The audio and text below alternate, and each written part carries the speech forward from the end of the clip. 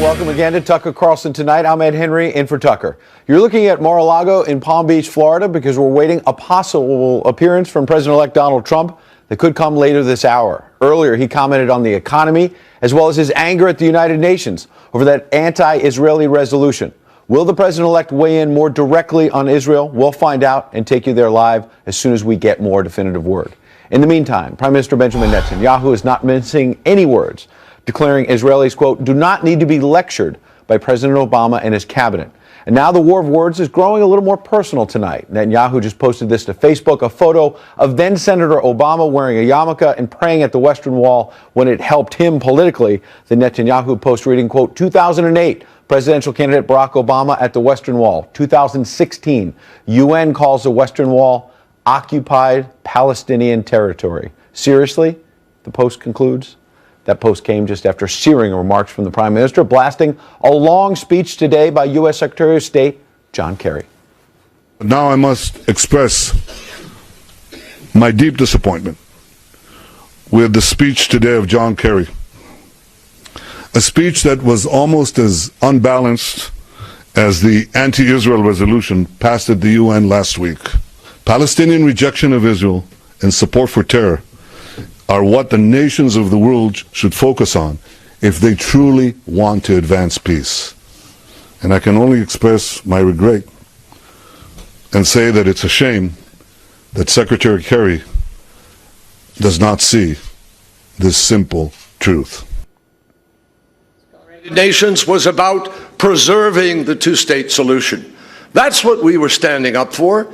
Israel's future is a Jewish and democratic state, living side by side in peace and security with its neighbors. There are a similar number of Jews and Palestinians living between the Jordan River and the Mediterranean Sea.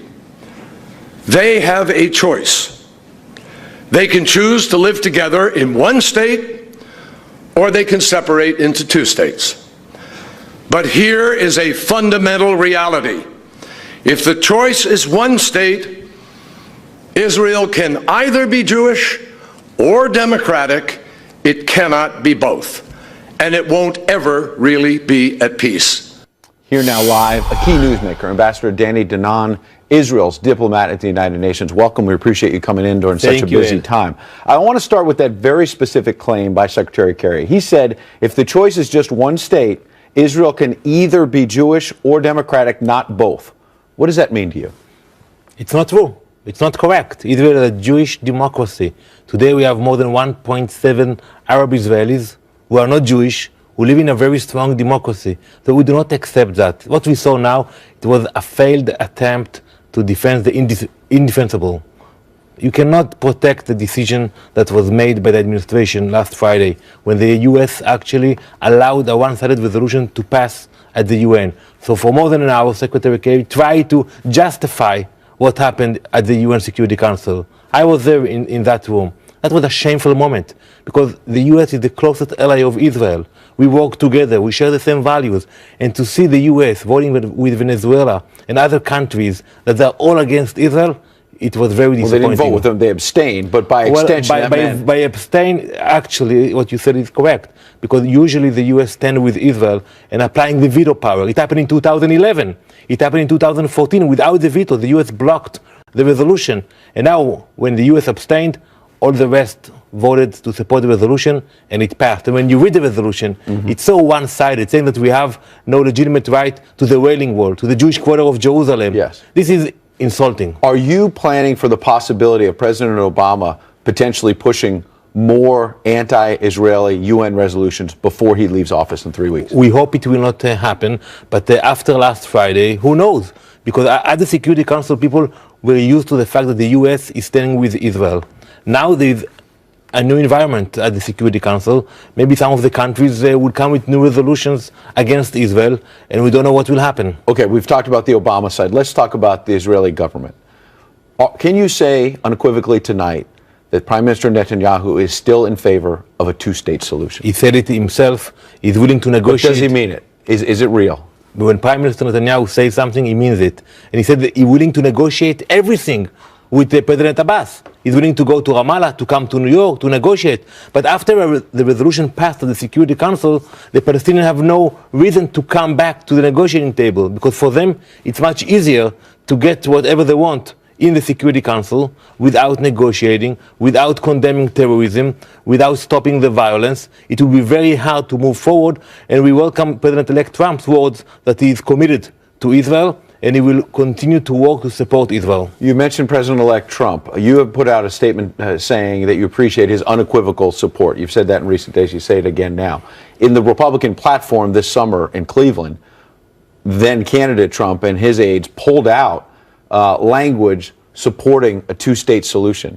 Since you say you're for a two-state solution, would you condemn that action by Donald Trump? First of all, it's a bipartisan issue. 88 senators asked the president to apply the veto power before the vote on Friday, and he ignored it. So it's not Democratic or Republican. Well, but hold on one second. He's going to be the president of the United States, and in the Republican Party platform, it no longer says that they want a two-state solution. That's counter to what you just said. Prime Minister Netanyahu will come to meet President-elect Trump. They will discuss all the issues, the Iran agreement, the peace process. They will speak about everything, but it's not so simple. When Secretary Kerry speaks for more than an hour about the settlements, what about the Hamas? What about radical Islam? What about terrorism in the Middle East? You saw that he focused only the issue of the settlement. The settlement are not the real obstacle to peace. I hear this criticism of President Obama that the Obama doctrine has become basically be tougher on your friends like Israel than enemies like Iran and Assad in Syria. Do you agree with that criticism? Well, many ambassadors approached me and asked me what happened. What happened to the relationship between Israel and the U.S.? And we know that the timing is crucial because it is a transition period, and within a few weeks there will be a new administration in the White House. But the relationship between Israel and the U.S. will continue to be strong. It's based on shared values, and I'm optimistic about it. What about how personal this has gotten? I mentioned that Facebook post from the Prime Minister a couple of moments ago, where he's showing Barack Obama as a candidate at the Western Wall and sticking it to him. Let's put it bluntly, and saying that when he basically needed that politically to say he's praying at the Western Wall, it's just the opposite of what happened Friday. It seems like this has gone much further this time, and this has gotten personal. We are disappointed. We did not expect it from our closest ally. I'm used to read those kind of resolutions coming from Venezuela, Yemen, Syria. You know, for them to bash Israel is the national sport. But when the U.S. teamed with those countries, and the U.S. was a major player behind this resolution, we were very offended about it. So, Mr. Ambassador, you're intimately involved in all of this. Give our viewers some hope about the future then. We know your criticism of what's happened today and what happened last Friday. What is the way forward for peace? Well, we hope that the new administration will make sure that you achieve peace through direct negotiations. We did it in the past, Ed. We negotiated with Egypt, with Jordan. It was hard, but we achieved a real peace. And they will tell the Palestinians and to the rest of the world, you cannot impose peace treaty on Israel by passing resolution of the Security Council. You should call both sides to engage and to have real negotiations. When you look at President-elect Trump nominating a hardline ambassador to Israel, and Prime Minister Netanyahu appearing to dig in with his comments today. Last question, how can you get peace when it looks like the hardliners are digging in their heels even When deeper? Prime Minister Menachem Begin was elected in 1977, he was considered to be a hardliner. And people say, what will happen in Israel tomorrow? And look what happened. He was the first leader to achieve peace. But you need a partner. We found Sadat in Egypt as a real partner. Today, we don't have a viable partner among the Palestinians. That's why they keep coming to the UN instead of coming to talk with us. Ambassador Danan, we appreciate you coming in. Thank you very much. Happy New Year to Thank you. Happy New Year. President Obama is also taking some heat from senior Democrats over his relationship with Israel. House Democratic Whip Steny Hoyer released a scathing statement last night demanding Secretary Kerry not even give that speech today. The statement read in part, quote, I urge Secretary Kerry and the administration not to set forth a formula which will inevitably disadvantage Israel in any negotiation. Though we'd like to get beyond all of these statements from official Washington tonight and give you an inside glimpse of what the Israeli people are actually thinking about all of this turmoil. Who better to do that than our ace foreign correspondent, John Huddy, live for us tonight in our Jerusalem Bureau. Good evening. Yeah, hey, Ed, good evening to you. You know, like Friday's resolution, UN resolution vote, people here in Jerusalem are disappointed, they're dismayed, but they're not exactly shocked about what was said tonight in Secretary Kerry's speech, based on just the history, the relationship between Israeli Prime Minister Benjamin Netanyahu and Secretary of State Kerry, and specifically President Obama. Some people can understand some of the points, others not so much. And along with Prime Minister Netanyahu, not to get too detailed about the politics, but other Israeli leaders are also firing back at Secretary of State Kerry. One Israeli official told me that while the Middle East burns, Secretary of State Kerry talks about home construction, and another senior Israeli official said that he questions if the Obama administration truly understands what is happening on the ground here. Well, President Obama and, as you heard, Secretary of State Kerry they both said, yes, we do understand what's going on. And Secretary of State Kerry also said tonight that this is a personal thing for him. But as far as if they understand what's happening, that's really been the sentiment that's been expressed to me on the street, people that I know, friends, neighbors, and all of this really, Ed, has been on people's minds, absolutely, at the coffee shops, a place called Aroma here in Jerusalem. That's a kind of a social scene. A lot of people hang out there.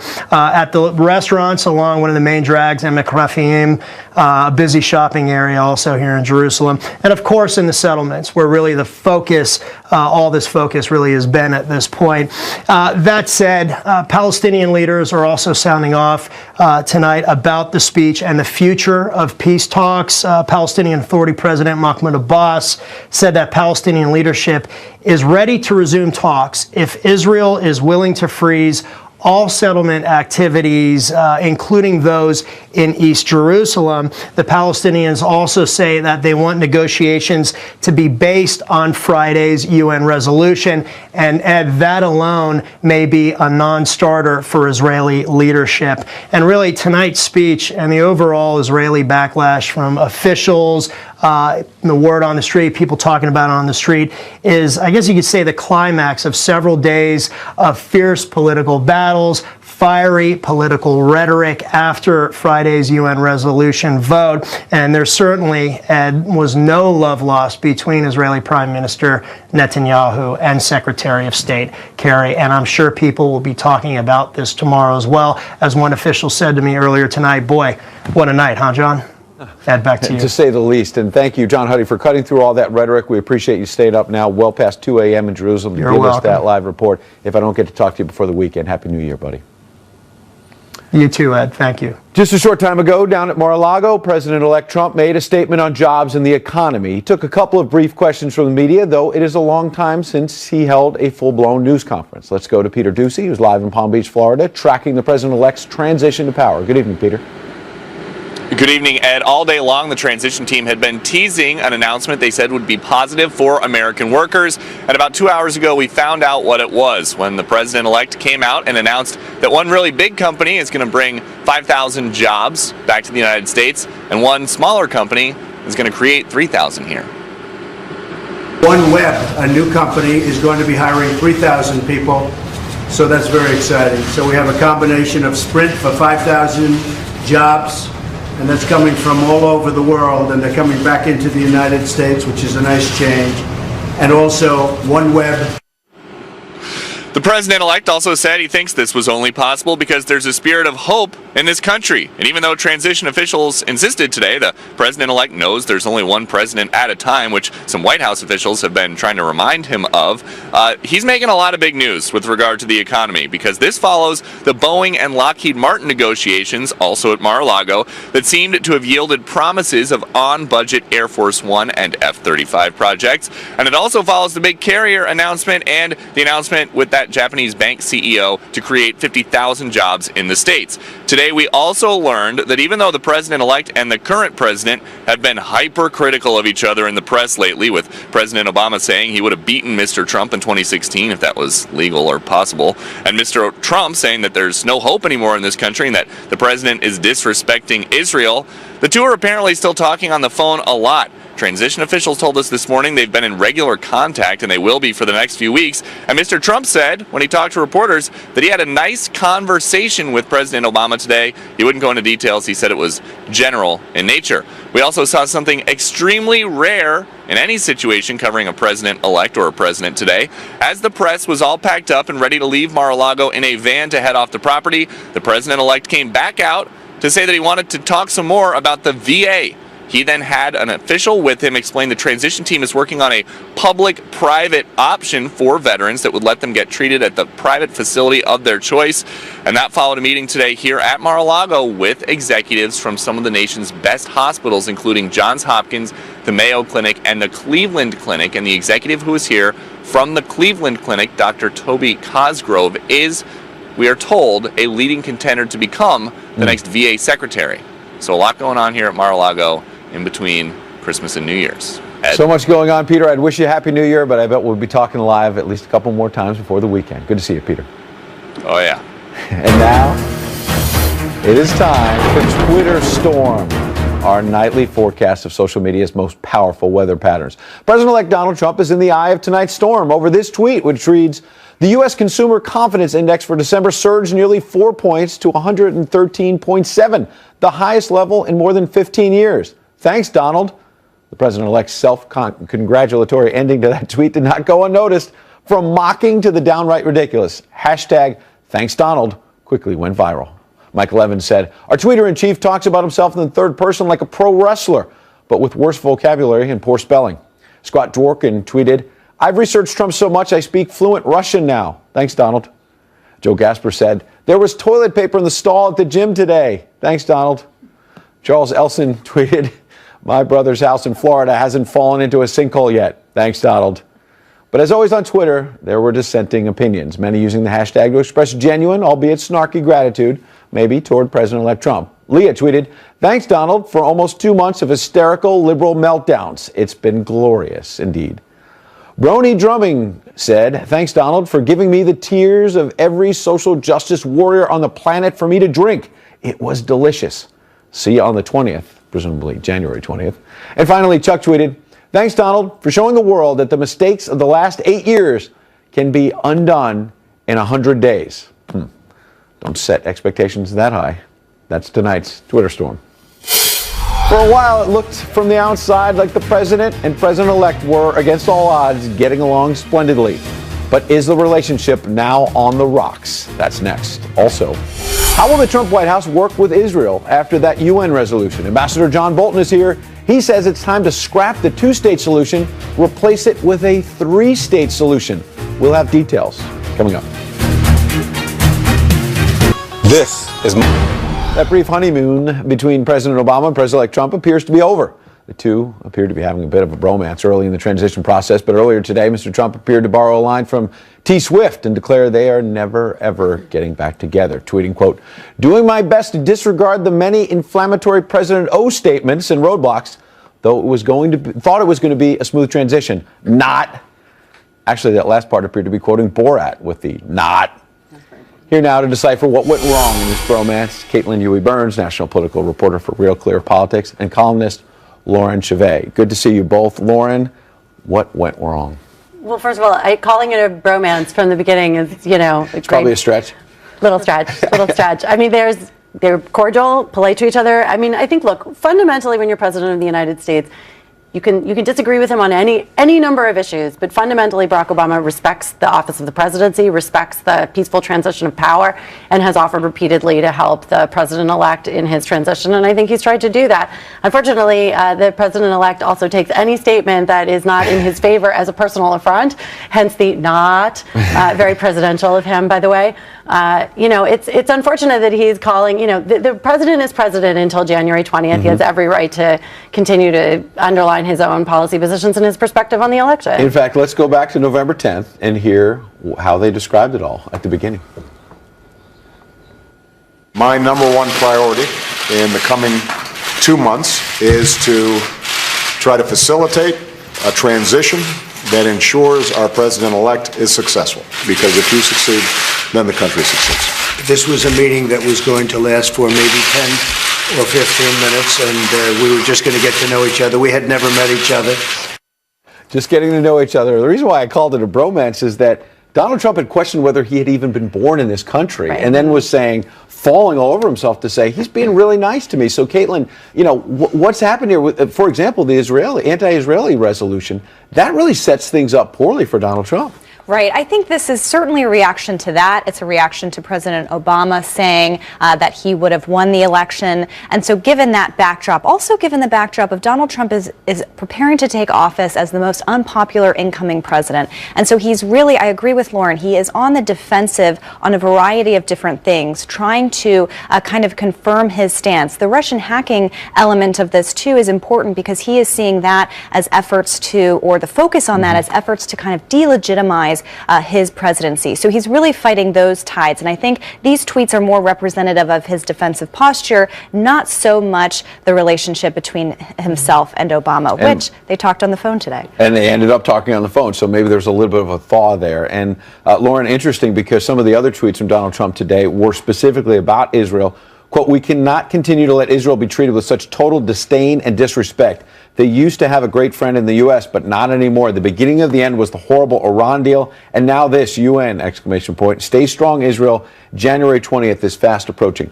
Talk about the stakes now for Donald Trump. This is a bigger foreign policy challenge, perhaps, than anyone anticipated immediately out of the gate on January 20th, number one. But number two, are expectations being set so high for this man as well that somehow he's going to fix this, in addition to draining the swamp and everything else he promised? Well, he's setting those expectations for himself because he continues to insist that he alone can solve the ills of the world. And the reality is that every president since the founding of the State of Israel has struggled with the most complex and difficult geopolitical situation in the world.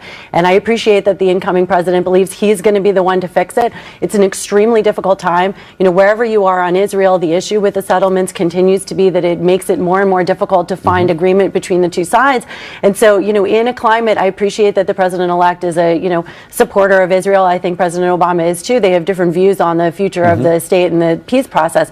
But, to say that he is going to solve something automatically that, the last 48 years of presidents have been unable to solve is, Democrats and Republicans, setting himself up for a pretty impossible task. Caitlin, weigh in on that if you want, but also I want to note the flip side of the negative parts of coming into office with all these problems is when the economy appears to be doing well, you get some credit too. Right, exactly. And he's already starting to take credit for kind of the economic positive outlook, right, which is another reason why Obama is going to be, is weighing in and is going to probably continue to weigh in. I think what's interesting about the foreign policy challenge surrounding Israel is that Kerry's statements today, I think, kind of unite Republicans in a way around Donald Trump. That is not the case on other foreign policy issues, particularly when it comes to Russia. So I think Donald Trump can take away from this day something of a step forward in terms of the Republican Party, at least on Capitol Hill, being supportive of that element.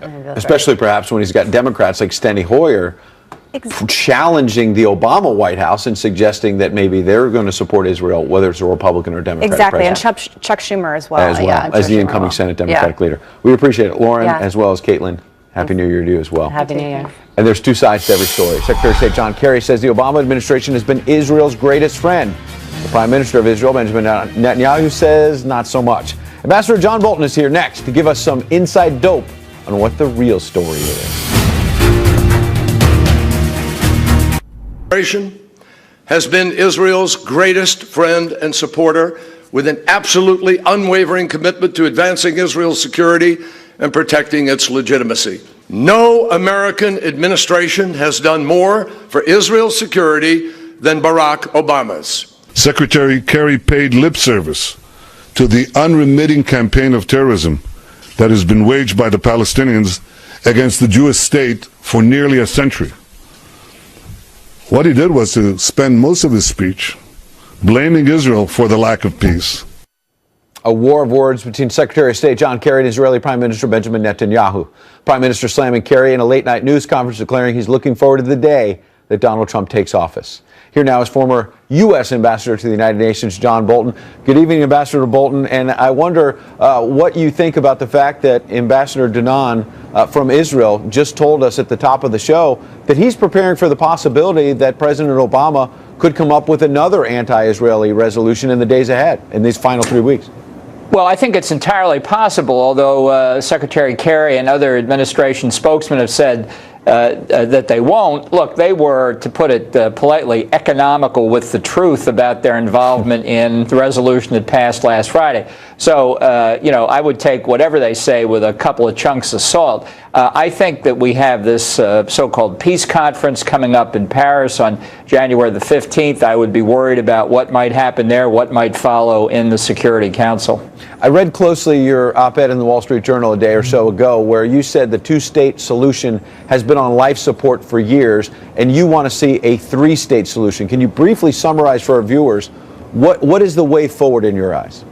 Well, the briefest summary of what's wrong with the two-state solution is John Kerry's speech today, where he says, well, there's either a one-state solution, which is bad for Israel, or there's a two-state solution. What a failure of imagination. The answer here is to have in mind the life of the average Palestinian. What would be best for the average Palestinian and his family? The delusion of a two-state solution is never going to make life better. What I've called for is a three-state solution. Give the Gaza Strip back to Egypt. Give whatever part of the West Bank Israel's prepared to give up back to Jordan. Tie the Palestinian people into real economies. Give them a chance for their families to enjoy a better life. Don't make them the tip of the spear in the fight against Israel as they have been for decades. Now, there are a lot of reasons why my suggestion is difficult to achieve. Fine, let's see other things. But beating your head into a wall, which is what the advocates of the two-state solution are doing, is not going to bring peace to Israel and the Palestinians. Ambassador Bolton, I checked the numbers, and Abraham Lincoln, when he delivered the Gettysburg Address, it was just 3 minutes long. FDR's first inaugural, 20 minutes. Ronald Reagan tear down this wall, 26 minutes. John Kerry went on today for 1 hour and 13 minutes. At the end of that, what is the Obama doctrine in your eyes? Well, it's still that the main problem in the entire Middle East is the Israeli-Palestinian dispute, and the main problem in that dispute is Israel building apartment buildings in East Jerusalem.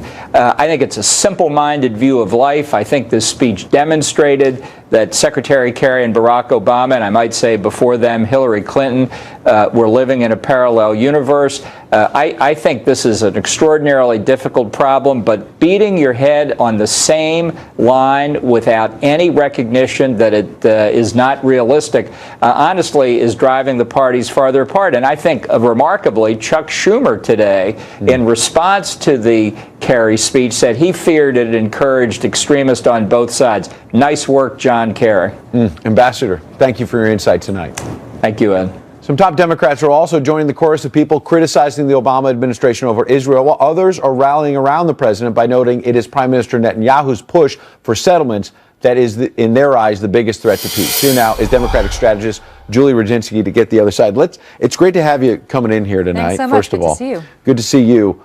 Let's start where Ambassador Bolton left off. I mean, can you acknowledge as a Democrat, here you have hundreds of thousands that have been slaughtered in Syria. Of course. And, no answer there, not just for the Obama administration, but the world community. And yet the UN and the Obama administration are focused on, I believe it's the 20th resolution this year alone, beating up on Israel. Well, first of all, you're absolutely right. I'm shocked. This may be a first that actually I agree with a lot of what Ambassador Bolton said. I think his proposal is an interesting one. I think Egypt and Jordan would run as far as possible from getting the Gaza Strip and the West Bank back into their territories for all the reasons that they don't want anybody dealing with those two territories. But I will also say this. Look, at any relationship, and I said this earlier today, any relationship, whether it's a personal relationship or a foreign policy relationship between states, you cannot want it more than the two parties involved. Right. And right now, neither the Netanyahu government nor, more importantly, his coalition government, the Naftali Bennett's, the Israel Beiteinu, these parties that are very pro-settler parties that have put Bibi Netanyahu in power as part of this coalition, want to stop the settlements and want peace with the Palestinians, nor do the Palestinians want peace with Israelis. And when you have Mahmoud Abbas saying one thing in English, which sounds fairly reasonable, and a very different story in Arabic to his own people, and naming streets after people that they call martyrs, that we call terrorists, it says to me, who is John Kerry at this point, this late in the game, to come out, or any of us, to come out and say to the two parties involved, this is what we would like you to do when neither of the two parties are interested? Very interesting indeed. Now let's switch to domestic politics. I wanted to talk to you about this as well. Harry Reid, the outgoing Senate Democratic leader, had some comments about the bench for Democrats right now, looking ahead to 2020, and basically said that when you go through it, it appears we're going to have an old folks home. We've got Elizabeth Warren. She'll be 71. Biden will be 78. Bernie will be 79. What in the world is going on with the Democratic Party when you have even Harry Reid saying, we don't have a bench? A failure of imagination, because I remember in 2000, I sat around, I was depressed, I was booking trips to Hawaii, thinking, this is Are you doing that again after you know, what I happened? actually booked a trip to Jamaica election night, and I went, and it was great. But I will say this, you know, nobody knew about a little state senator named Barack Obama in Illinois, who nobody thought about. And then in 2004, he came out of the Democratic Convention, gave a speech that electrified the country, and 4 years later was president. So somewhere out there, it doesn't have to be Elizabeth Warren, though it could be, or Bernie Sanders, or Cory Booker, who's just a few years older than I am, in his mid-40s. It could be somebody like a Cory Booker or an Elizabeth Warren, or it could be some little-known state senator, state rep from, I don't know, Oklahoma, Nebraska, right. somewhere that none of us know about. Almost nobody saw Barack Obama Nobody coming, saw as you Donald say. Trump Almost coming. nobody saw Trump coming Yeah, of as course. well. And frankly, the Republicans don't necessarily have that much of a bench either. But when you win, it covers up a lot of other problems, obviously. And so moving forward, he's the man coming to power. The Republicans had a great bench. They had Marco Rubio, this young dynamic guy, Ted Cruz, this Latino from Texas. On paper, they had a good bench. On paper, Carly Fiorina, all these people, Chris Christie, all these young, vibrant, strong guys. Look who became president, the one that nobody expected, the one who's 70 years old, the one that was never part of any bench discussed 4 years ago or 8 years ago. Politics is a funny thing. Things turn on a dime. You never know who's going to be. Last question. We were just talking about the Israeli-Palestinian peace process and the future of the Democratic Party. Let's fuse those together. Are you worried that Representative Keith Ellison, who's previously defended Louis Farrakhan and some hateful statements, could be the next chairman of the Democratic National Committee? You know, if you're talking about this from a purely Democratic perspective, this is such a nuanced issue. It doesn't lend itself to sound bites. You could be pro-Israeli, as I am. My family lives there. My grandmother lived and died in what is considered a settlement, a part of East Jerusalem called Gilo.